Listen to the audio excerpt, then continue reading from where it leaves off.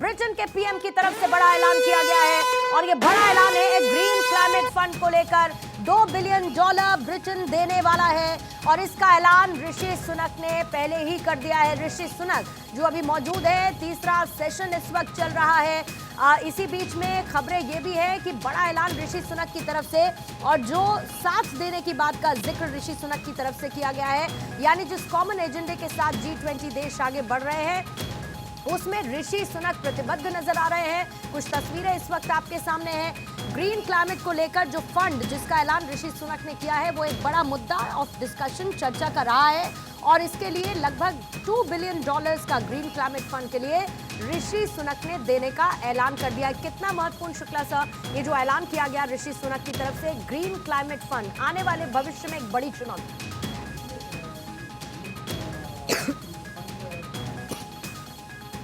क्या है इसके बहुत लॉन्ग टर्म मीनिंग है। एक तो ये कि ये इमीडिएटली मतलब इमीडिएटली क्या दौरान ही जब ये समिट चल रही है उसी दौरान इसको घोषित किया गया है। दूसरा ये कि बहुत लंबे समय से चर्चा होती रही है कि जो इक्विपमेंट्स की बात है, जो गरीब देश हैं उनके पास बहुत सारा इस तरह की जो इन्वायरमेंटल डिग्रेडेशन है उससे लड़ने के लिए उनके पास कोई संसाधन नहीं है।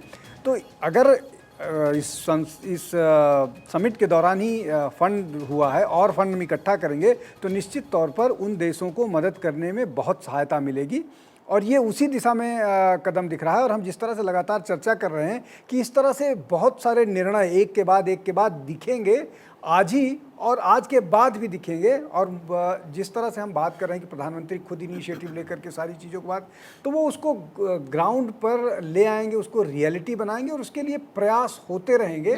तो जो ये कहा जा रहा है कि इसको अमली जामा नहीं पहनाया जा पाएगा, मैं उस पर थोड़ी मेरी असहमति है। इसको अमली जामा पहनाए जाने की भरसक कोशिश होगी और सफलता भी अच्छा, और बड़ी इंटरेस्टिंग बात आपको बताऊं सर, ऋषि सुनक को लेकर हम चर्चा कर रहे हैं और उनके ग्रीन क्लाइमेट फंड को दिए गए $2 बिलियन के फंड की भी हम बात कर रहे हैं। और इसी बीच में एक्स पर जो अर्लियर ट्विटर हुआ करता था उस पर ऋषि सुनक ट्रेंड कर रहे हैं। ऋषि सुनक इस वक्त नंबर 1 ट्रेंडिंग है इस सोशल मीडिया प्लेटफॉर्म पर और चर्चा उनकी बहुत ज्यादा हो रही है। और न सिर्फ आज चर्चा हो रही है बल्कि जिस दिन से ऋषि सुनक आए हैं, आज जो हमने उनकी अक्षरधाम की देखी तस्वीरें देखी और उसको लेकर वो कितना खुश नजर आए जब अपनी पत्नी अक्षता के साथ वो पहुंचे।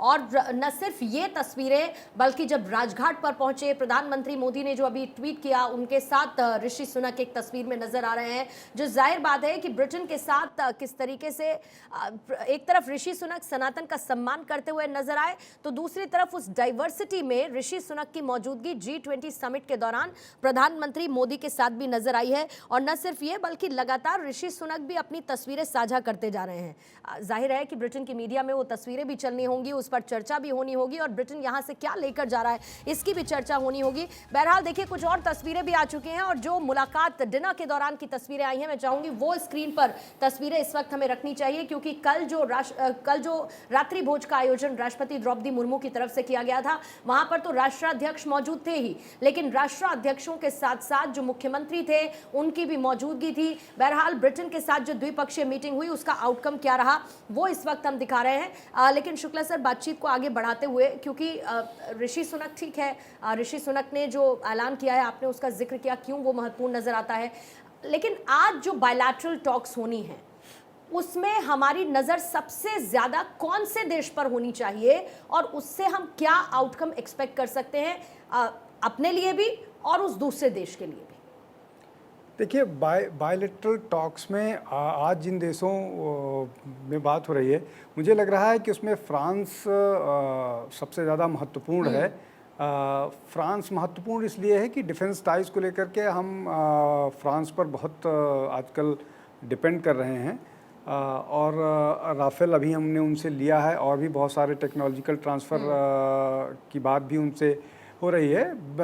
तो उस दृष्टि से अगर देखें तो जिनसे हमको सीधे फ़ायदा होने जा रहा है, इसलिए कि अभी हमको अपने डिफेंस फोर्सेस को लेकर के बहुत सारा काम करना है और बहुत सारी मजबूती की जरूरत है। हालांकि हम पिछले 7-8 साल में हमने काफ़ी कुछ किया है, लेकिन फिर भी अगर हम एयरफोर्स की बात करें, हालांकि हमारे बगल 2 डिफेंस एक्सपर्ट और एयरफोर्स वाले ही हैं, तो ये मेरी बात करना थोड़ा कई के बार ये मतलब अनुचित सा मुझे लग रहा है, लेकिन फिर भी मैं ठीक है सर। जी और मैं सम अप भी कर देती हूँ और उसके बाद आप लोग इसमें ऐड ऑन भी कर दीजिएगा। मुझे प्रिया भी स्क्रीन पर नजर आ रही है, उनके पास भी मैं आऊंगी।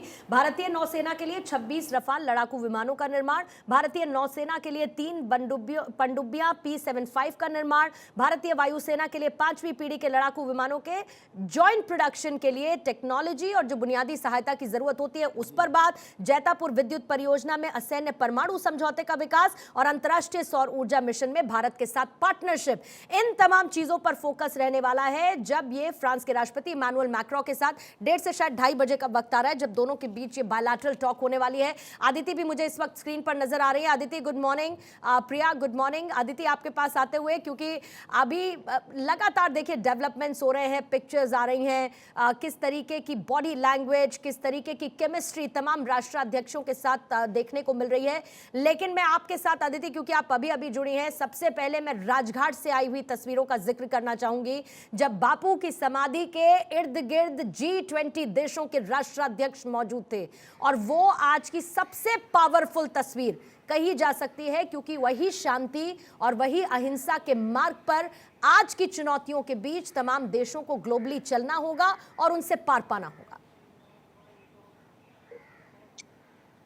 पूर्णिमा, कल जो डिक्लेरेशन आया उसमें एक लाइन थी कि this is not an era of war. एक दिन पहले डिक्लेरेशन आता है, ये लाइन आती है, और फिर दूसरे ही दिन सभी लोग मिलकर, जिस तस्वीर का आप जिक्र कर रहे हैं, महात्मा गांधी जो ये मैसेज देते हैं वॉर के खिलाफ, पीस का, वहां पर सबको पहुंच जाना, मुझे लगता है ये सबसे स्ट्रॉन्गेस्ट मैसेज है। इंटरनेशनल मीडिया भी केवल इसी तस्वीर को भारत से वहां से देख रहा है। अगर आए, जो इंटरनेशनल मीडिया आई है वो भी इसी तस्वीर को देख रही है कि एक दिन पहले प्रधानमंत्री नरेंद्र मोदी की अध्यक्षता वाले G20 में वॉर के खिलाफ तमाम बातें हुई, और उसके बाद दूसरे ही दिन, और मैंने सबसे पहले जब ये तस्वीर देखी तो मुझे ये इच्छा थी कि इस तरह की तस्वीर इतने बड़े स्तर पर एक साथ, आज से पहले ऐसा हुआ क्या। और मेरी जिज्ञासा के लिए मैंने पुराने जो एक्सपर्ट्स हैं उनसे बात की, तो मुझे किसी ने बताया कि आप सही कह रही हैं, ऐसी तस्वीर इतिहास में भारत में आज तक नहीं हुई। केवल 1983 में इतने ही बड़े स्तर पे बहुत सारे हेड्स ऑफ स्टेट आए थे, लेकिन वो भी अलग अलग पहुंचे थे राजघाट, वो भी इस तरह से एक साथ एक ग्रुप में नहीं पहुंचे थे। ऐसे में आप समझ सकती हैं कि एक बार फिर प्रधानमंत्री नरेंद्र मोदी ने ये तस्वीर जो आप स्क्रीन पर दिखा रही हैं उसके साथ इतिहास कर दिया। और सिर्फ प्रधानमंत्री नरेंद्र मोदी, एक इंडिविजुअल की बात यहाँ पर नहीं है, यहाँ पर एक नेशन की बात है, एक देश की बात है कि जहां पर वॉर अभी भी दुनिया में चल रही है, जहां पर हम एक दूसरे की जमीन हथियाना चाहते हैं, जहां पर इशू है, जियोपॉलिटिकल इशू, रिफ्ट चल रहा है, वहां पर प्रधानमंत्री नरेंद्र मोदी ने एक और लंबी लाइन खींचते हुए राजघाट पर यह तस्वीर दिखाने का सुगम मौका ना सिर्फ 140 करोड़ लोगों को बल्कि पूरी दुनिया को दिखाया कि ये है जहां पर हम आगे बढ़े, विश्वास की खाई को खत्म करें, और ये जो लड़ाई और तमाम ये चीजें हैं इनसे आगे बढ़कर पीस, अहिंसा की तरफ बढ़े। तो ऐसे में ये बहुत बड़ी तस्वीर थी। इसके साथ साथ पहले ही दिन इतने बड़े कंसेंसस का इशू और बहुत कुछ हुआ, मैंने कुछ सेक्रेटरी से बात की, ये कंसेंसस पर आना, वो भी G20, वो भी मल्टी माइंडसेट वाले लोगों को पहले ही दिन कंसेंसस पे, डिक्लेरेशन पे साइन हो जाना, ये अपने आप में G20 की उपलब्धि को दर्शाता है। और आज जिस तरह से सुबह से तस्वीरें आ रही हैं, जिस तरह से जो बाइडेन मुस्कुराते हुए गुड बाय इंडिया कह के फर्दर रिलेशनशिप स्ट्रेंथन करने की बात कह कर गए हैं, और उसके बाद जब आज जिन बायलैटरल्स का आप जिक्र कर रही हैं, फ्रांस हुआ, हर एक चीज में एक तो आपसी बॉन्डिंग के साथ साथ भारत हर बार एक कदम आगे बढ़ रहा है। पूर्णिमा, बिल्कुल। और जिस तरीके से हमने तस्वीरें देखी, जिस तरीके से प्रधानमंत्री नरेंद्र मोदी गांधी जी के विचार, साबरमती आश्रम के बारे में जिस आत्मीयता के साथ बता रहे थे राष्ट्राध्यक्षों को, बड़े बड़े देशों के, वो अपने आप में ये दिखाता है कि आज भी गांधी जी और उनके विचार किस तरीके से हमारे देश में जीवंत हैं। आज भी हम उसी मार्ग पर, शांति और अहिंसा के मार्ग पर चलने के लिए तैयार हैं।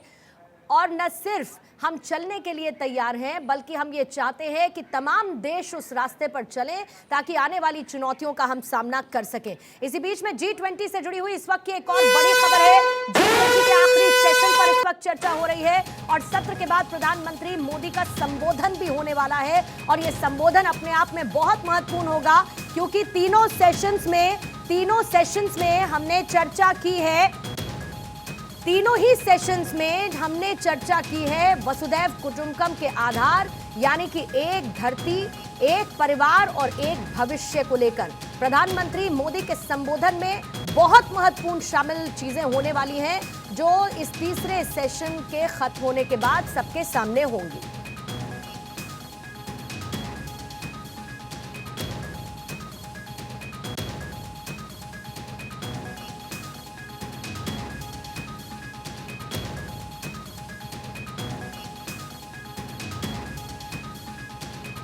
प्रधानमंत्री मोदी का यह संबोधन होगा। प्रिया, मैं आपके पास आऊंगी, लेकिन उससे पहले पांडे सर, क्या लगता है आपको संबोधन में क्या शामिल रहने वाला है? देखिए, निश्चित रूप से वो हिस्से जो बातचीत के हमारे थे, जो बिंदु हमारे लक्ष्य थे, जो कवर नहीं हो पाए, शायद उन पर ध्यान आकर्षण करना चाहें। साथ में निश्चित रूप से वो सभी राष्ट्राध्यक्षों को धन्यवाद देंगे, उन प्रतिनिधियों को धन्यवाद देंगे जिन्होंने इस पूरे शिखर सम्मेलन को सफल बनाने में योगदान दिया।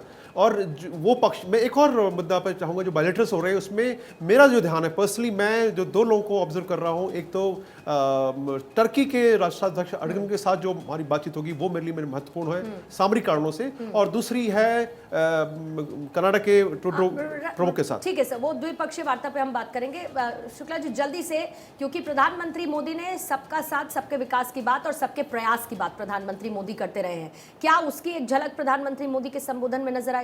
निश्चित तौर पर जो उन्होंने अपनी बात कहनी है उसमें सबका साथ सबका विकास की बात है, और ये बात, इस बार जो सबका साथ सबका विकास और प्रयास होगा, ये ग्लोबल लेवल पर होगा। अभी तक वो इसको डोमेस्टिक लेवल पर करते रहे हैं, ये अब इसका दायरा बढ़ाएंगे और इसका ग्लोबल, इसका वैश्वीकरण करेंगे। मुझे लगता है कि वो रिफ्लेक्ट करेगा उनकी स्पीच में, इस जो उन्होंने कंक्लूडिंग स्पीच की होगी। जी हाँ, जितनी उपलब्धियां हैं और जहाँ जहाँ सहयोग है उसके बारे में वह सब देश के नेताओं को अपना धन्यवाद बताएंगे। और मेरे ख्याल से कंक्लूडिंग और फाइनल पार्ट होगा जिसमें कि वो ब्राज़ील को G20 की जो प्रेसिडेंटशिप है वो हैंडओवर कर देंगे लूला दे सिल्वा को।